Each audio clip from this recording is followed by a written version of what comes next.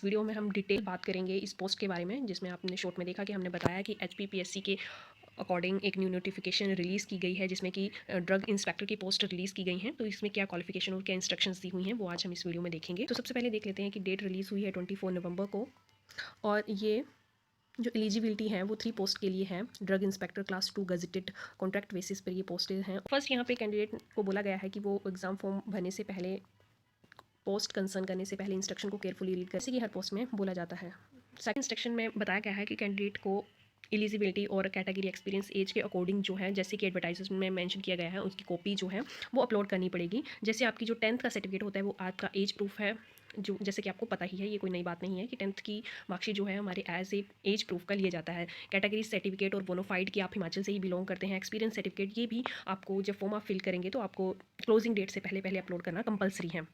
और जब आप किसी पोस्ट के लिए अप्लाई कर रहे हो तो उसकी इसेंशियल क्वालिफिकेशन होना बहुत ज़रूरी है। अप्लाई करने से पहले आप ये एलिजिबिलिटी क्राइटेरिया जो है देख लें। देन इसमें कैटेगरी वाइज जो आपको एज रिलैक्सेशन दी जाती है, या ex serviceman, ward ex serviceman, ward of freedom fighter के लिए जो होती है, डिसेबिलिटी से रिलेटेड जो भी रिजर्वेशन दी जाती है उसका बेनिफिट जो है इस पोस्ट में मिलेगा।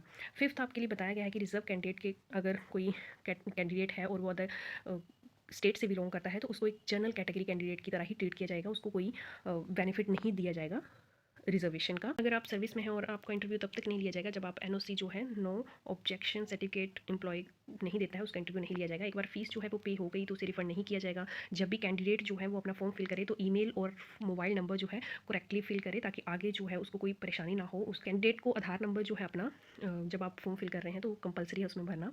Then candidate are required to upload the document on the OTRS portal. जब भी आप फॉर्म फिल कर रहे हैं तो आपको हर एक फॉर्म अपलोड करना है। और ये जो जनरल इंस्ट्रक्शन है वो केवल इसी पोस्ट के लिए नहीं है, जब भी कोई HPPSC की कोई भी एडवर्टाइजमेंट आती है वो सभी के लिए सेम रहती है। ताकि ये जनरल इंस्ट्रक्शन इसलिए है क्योंकि ये कॉमन इंस्ट्रक्शन है, ताकि कैंडिडेट को आगे चल के कोई प्रॉब्लम ना हो अगर वो अपने रिटन एग्जाम क्लियर कर ले और उसके बाद उसे कोई प्रॉब्लम ना हो। तो इससे ये जो जब भी आप कोई भी फॉर्म फिल करते हो तो ये इंस्ट्रक्शन जो है वो आपको ध्यान रखनी होती हैं। बात करते हैं ड्रग इंस्पेक्टर की पोस्ट की, तो 3 पोस्टें हैं यहाँ पे, और यहाँ पे बता दिया गया है कि UR ex serviceman of HP।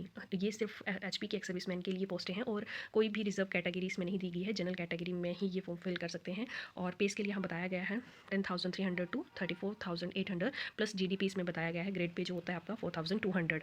तो एलिजिबिलिटी क्राइटेरिया देख लीजिए कि कैंडिडेट जो है वो इसेंशियल क्वालिफिकेशन और एक्सपीरियंस जॉब से रिलेटेड जो है वो होना ही चाहिए, तभी वो फॉर्म फिल कर सकता है। और क्लोजिंग डेट से पहले उसको ये फॉर्म फिल करना है। क्वालिफिकेशन देख लेते हैं। बाकी जो इंस्ट्रक्शन है वो तो सेम ही रहती हैं कैटेगरी वाइज जो भी किसी भी पोस्ट में। तो इस पोस्ट के लिए इसेंशियल क्वालिफिकेशन क्या है, तो इसमें बैचलर डिग्री होनी चाहिए फार्मेसी में, या फिर आपके पास पोस्ट ग्रेजुएशन डिग्री होनी चाहिए in chemistry with pharmaceutical as essential subject. और किसी भी यूनिवर्सिटी से आप ये जो है ग्रेजुएशन या पोस्ट ग्रेजुएशन कर सकते हैं।